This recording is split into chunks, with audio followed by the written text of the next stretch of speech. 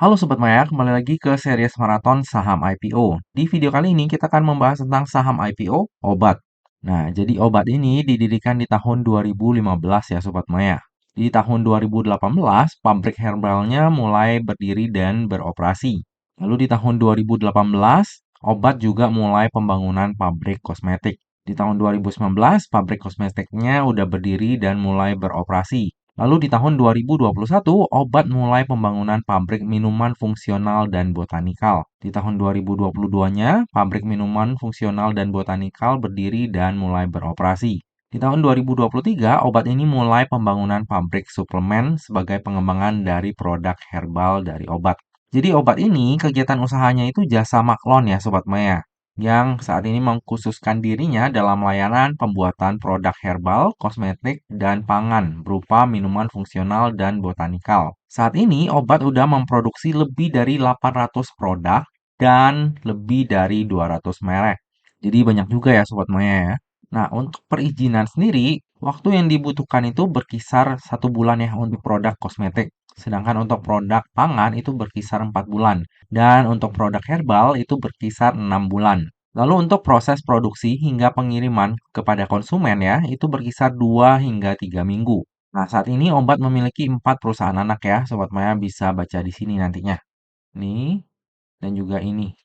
Nah, ini adalah beberapa produksi yang diproduksi oleh obat. Jadi ada kayak kapsul herbal batuk, kapsul herbal darah tinggi, dan lain-lain. Lalu ini adalah yang produk kosmetiknya, ada face wash, face foam, gel mask, dan lain-lain ya. Lalu ini adalah produk minuman fungsional dan botanikalnya.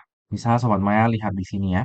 Nah, untuk kapasitas produksi sendiri, produksi dari obat ini dilakukan dalam 2 shift ya Sobat Maya. Jadwalnya bisa Sobat Maya lihat di sini. Sementara untuk utilisasinya ini masih kecil banget ya Sobat Maya. Jadi masih belum optimal. Sementara kalau misalnya kita lihat dari sisi produksi serbuk dan juga produksi cairan obat dalam, ini utilisasinya malah lebih kecil lagi ya. Nah, untuk produk kosmetik, ini nih utilisasinya yang udah tinggi banget ya, tingkat utilisasinya.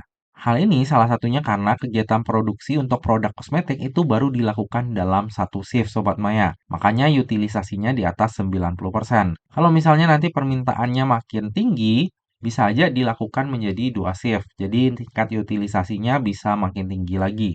Lalu untuk produk minuman fungsional dan juga botanikal, utilisasinya juga masih tergolong rendah ya.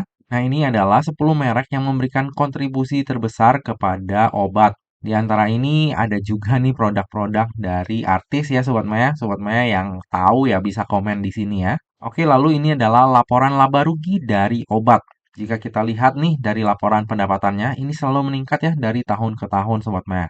Bahkan per 30 Juni 2024, pendapatan dari obat ini udah hampir sama dengan pendapatan full year di tahun 2023. Jadi memang perkembangan obat ini pesat banget Sobat Maya. Dan jika kita lihat dari sisi laba, dari tahun 2021 ke tahun 2022, ini memang terjadi pengurangan laba ya Sobat Maya. Tapi kalau misalnya kita lihat ke tahun 2023 dan tahun 2024-nya, harusnya ini labanya mulai naik lagi ya Sobat Maya. Jadi secara kinerja ya harusnya obat ini adalah perusahaan growth company yang masih bertumbuh ya Sobat Maya. Lalu ini adalah kontribusi segmen operasi terhadap penjualan. Bisa kita lihat di sini, yang memberikan kontribusi terbesar itu dari herbal ya Sobat Maya. Sementara yang paling sedikit itu adalah minuman fungsional dan botanikal. Tapi kalau misalnya kita lihat trennya ini selalu meningkat ya.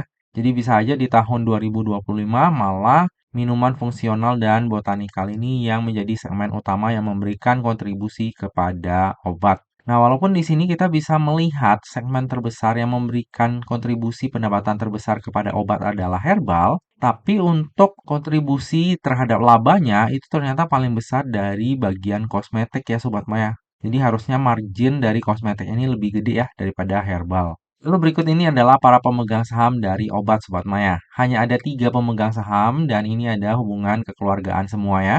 Nah, kepemilikan saham terbesar itu dimiliki oleh Bapak Lutfi Huzain yang memegang sebesar 50% kepemilikan saham. Lalu di periode IPO ini akan ada lock-up period ya Sobat Maya selama 8 bulan dari semenjak obat ini listing di bursanya kita. Nah, jika kita breakdown lebih lanjut untuk para pemegang sahamnya, di sini kita bisa lihat nama beberapa orang ya yang mungkin Sobat Maya kenal juga.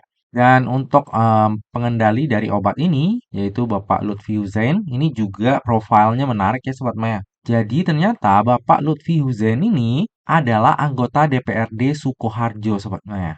Yang kalau misalnya Sobat Maya lihat beritanya di sini, udah 3 bulan nih Bapak Lutfi Hussein ini nggak ngambil gaji dan tunjangannya ya. Karena ya dapat dari bisnisnya jauh lebih gede kayaknya Sobat Maya ya. Nah ini IG-nya dari Bapak Lutfi Hussein. Sobat Maya bisa lihat di sini juga. Dan Bapak Lutfi Hussein ini adalah sekaligus komisaris utama dari Obat. Track recordnya bisa Sobat Maya lihat di sini. Nah, lalu yang menarik di IPO-nya Obat ini juga ternyata ada Bapak Dahlan Iskan nih Sobat Maya yang menjadi komisaris independennya.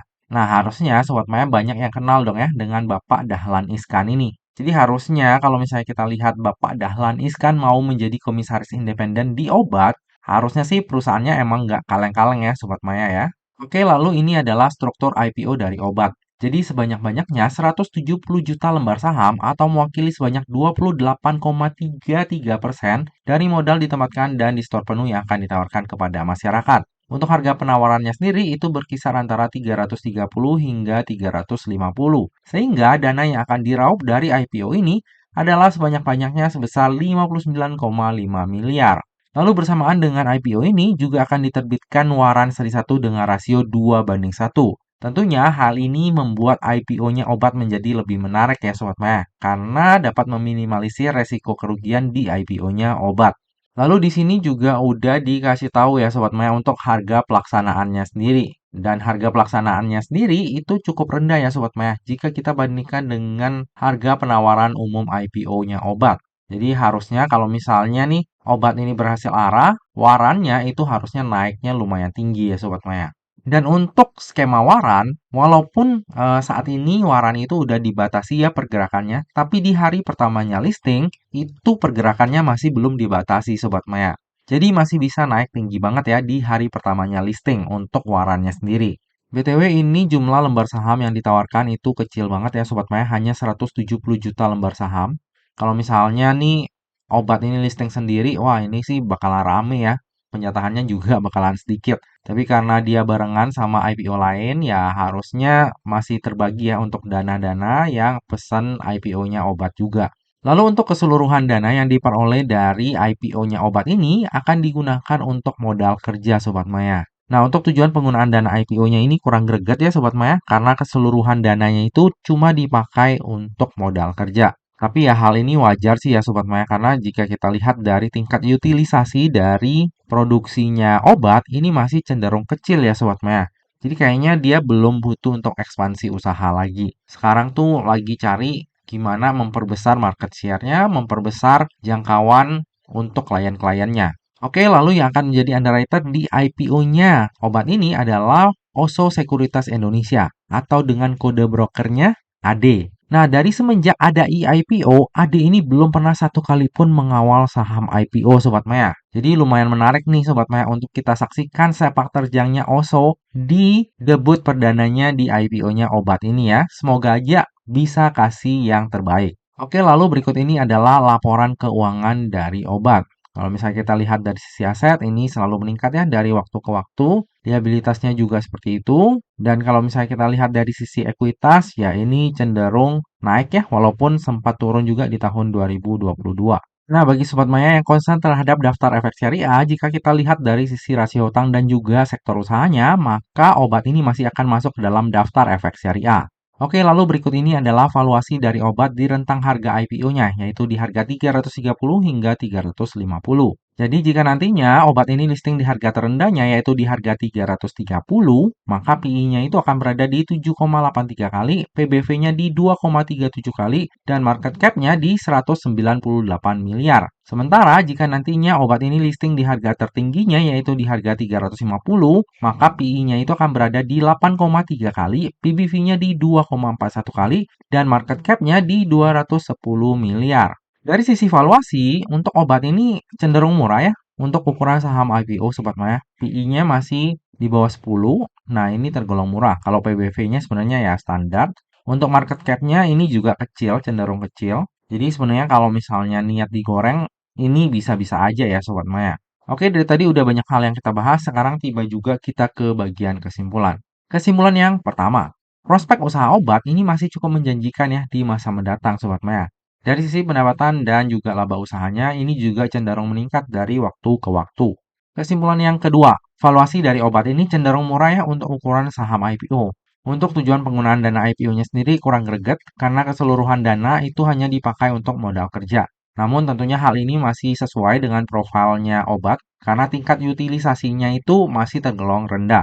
Kesimpulan yang ketiga, dari sisi underwriter ini adalah saham IPO pertama yang akan dikawal oleh AD semenjak ada eIPO. Jadi karena ini adalah debut yang pertama, semoga aja hasilnya bisa bagus ya Sobat Maya. Kesimpulan yang keempat, bersamaan dengan IPO ini terbit pula waran seri 1 dengan rasio 2:1. Hal ini tentunya membuat IPO-nya obat menjadi lebih menarik ya, karena bisa meminimalisir potensi kerugian di IPO-nya obat. Kesimpulan yang terakhir, saya sendiri akan wait and see dulu Sobat Maya ya, cenderung untuk ikut. Tentunya yang membuat saya tertarik untuk ikutan IPO-nya obat ya tak lain dan tak bukan adalah karena ada warannya ya Sobat Maya. Karena saham dengan waran itu tentu saja lebih manis. Karena ya bisa meminimalisir potensi kerugian. Tapi dari sisi prospek usaha, obat ini juga masih cukup menjanjikan. Lalu untuk valuasinya juga masih cenderung oke ya Sobat Maya. Cuma untuk underwriter-nya sendiri ini belum ada track record-nya. Semoga aja bagus ya dan bisa kasih kita cuan. Lalu ini juga adalah salah satu saham IPO yang pengendalinya ataupun ownernya itu adalah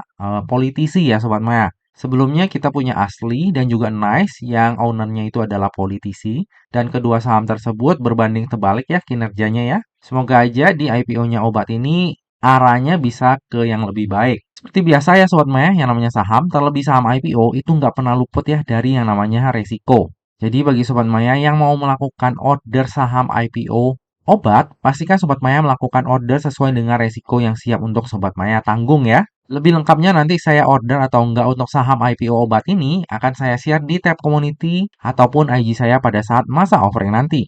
Nah Sobat Maya, demikianlah video review saham IPO obat. Semoga aja video ini dapat bermanfaat bagi Sobat Maya semuanya dan dapat menjadi bahan pertimbangan nih. Apakah nantinya Sobat Maya akan membeli saham IPO obat atau enggak? Nah Sobat Maya, akhir kata jangan lupa untuk selalu jaga kesehatan, jangan lupa untuk selalu bahagia, dan semoga perjalanan investasi kita selalu cuan bareng-bareng ya. Sampai jumpa di video review saham IPO selanjutnya. Dah.